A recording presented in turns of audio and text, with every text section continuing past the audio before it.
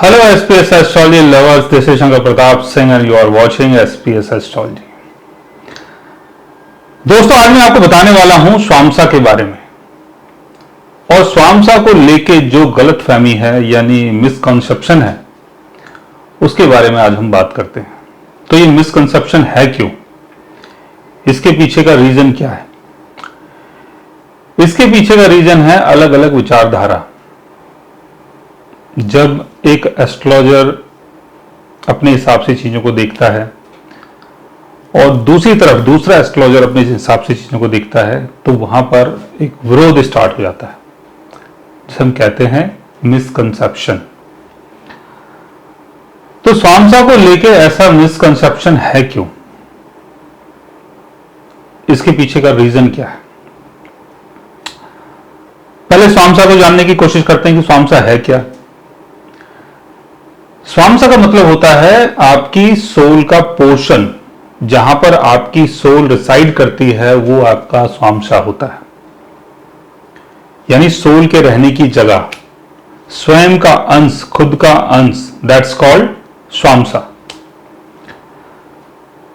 दो अलग अलग विचारधाराएं हैं। कुछ बोलते हैं कि D9 चार्ट का जो फर्स्ट हाउस होता है वो आपका स्वामसा है। नवमशा चार्ट का first house means you, first house आपका स्वामसा हुआ। अगर लॉजिक के हिसाब से चले तो बिल्कुल ठीक है, क्योंकि नवमशा का संबंध आपकी सोल से है, सोल की जर्नी से है। आपके लगन का जो 9th डिवीजन होता है वो आपका नवमशा चार्ट होता है, यानी 9 पोर्शंस। यानी नवमशा कहीं ना कहीं आपके लगन से निकलता है। अब लगन से आपका D9 चार्ट निकल रहा है और उसका जो फर्स्ट हाउस है उसको हम स्वामसा बोलते हैं, यानी सोल की रहने की जगह, कि आपकी जो सोल है वो यहां पर रिसाइड करती है उसके फर्स्ट हाउस में। दूसरी तरफ जो दूसरी विचारधारा है वो ये है कि हमारे बर्थ चार्ट में जिस प्लैनेट की डिग्री सबसे ज्यादा है, यानी जिसको हम आत्मकार का प्लैनेट बोलते हैं, आपका आत्मकार का प्लैनेट कोई भी हो सकता है राहु और केतु को छोड़ के, लेकिन कुछ विचारधारा ऐसी भी है जो राहु और केतु को भी आत्मकार का प्लैनेट की गिनती में जोड़ लेते हैं। चलिए हम 7 प्लैनेट की बात करते हैं, उसमें राहु केतु को अभी नहीं लेते हैं क्योंकि बहस जो है वो काफी लंबी हो जाएगी फिर। तो मैं बात कर रहा था आत्मकार का प्लैनेट की। आत्मकार का प्लैनेट वो होता है जिसकी डिग्री सबसे ज्यादा होती है आपके बर्थ चार्ट में। अब आत्मकार का प्लैनेट आपके D9 चार्ट में यानी नवमशा चार्ट में कहां पर प्लेस्ड है, जिस राशि में वो प्लेस्ड होगा वो आपका स्वामसा माना जाता है। ये दूसरा मत है।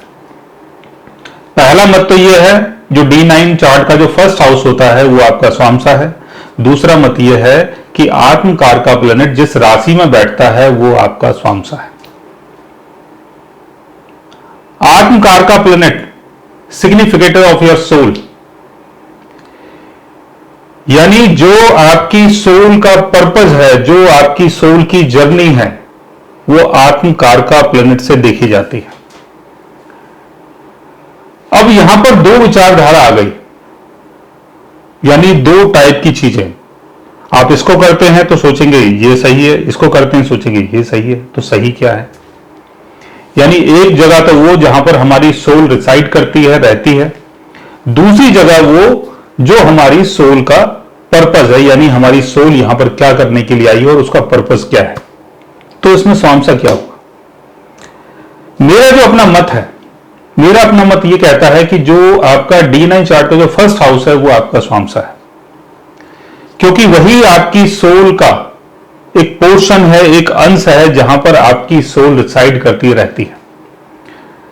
लेकिन जिसको हम आत्मकार का प्लैनेट कहते हैं, जो सबसे हाईएस्ट डिग्री का प्लैनेट होता है हमारे बर्थ चार्ट में, उसको हम आत्मकार का, आत्मा का कारक, यानी हमारी आत्मा जो यहां पर करने के लिए आई है, जो कार्य करने के लिए आई है, सिग्निफिकेटर ऑफ योर सोल, वो आपका आत्मकार का प्लेनेट होता है, यानी उसको हम स्वांशा नहीं मानते हैं या नहीं मान सकते हैं।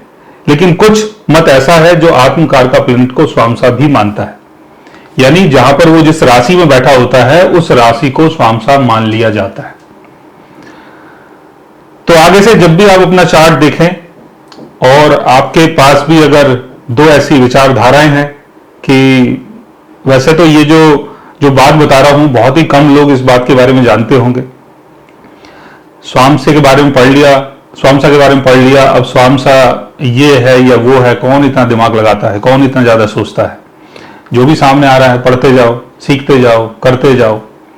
लेकिन स्वांशा जो है वो आपके D9 चार्ट का फर्स्ट हाउस होता है, यानी वही जगह होती है आपके सोल के रहने की, और जो आपकी सोल है अंदर से वो आपका D9 चार्ट का फर्स्ट हाउस होता है, और जिसको हम आत्मकार का प्लेनेट बोलते हैं।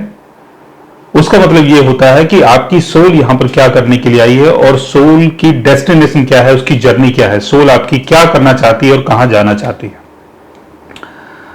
ओके गाइस, आज मैंने आपको बताया स्वांशा के बारे में, और स्वांशा के बारे में जो दो अलग अलग विचारधाराएं हैं उसके बारे में। अगर आप भी जानना चाहते हैं अपने स्वांशा के बारे में या अपने बर्थ चार्ट के बारे में, तो उसके लिए आप हमारे चैनल को सब्सक्राइब कर सकते हैं।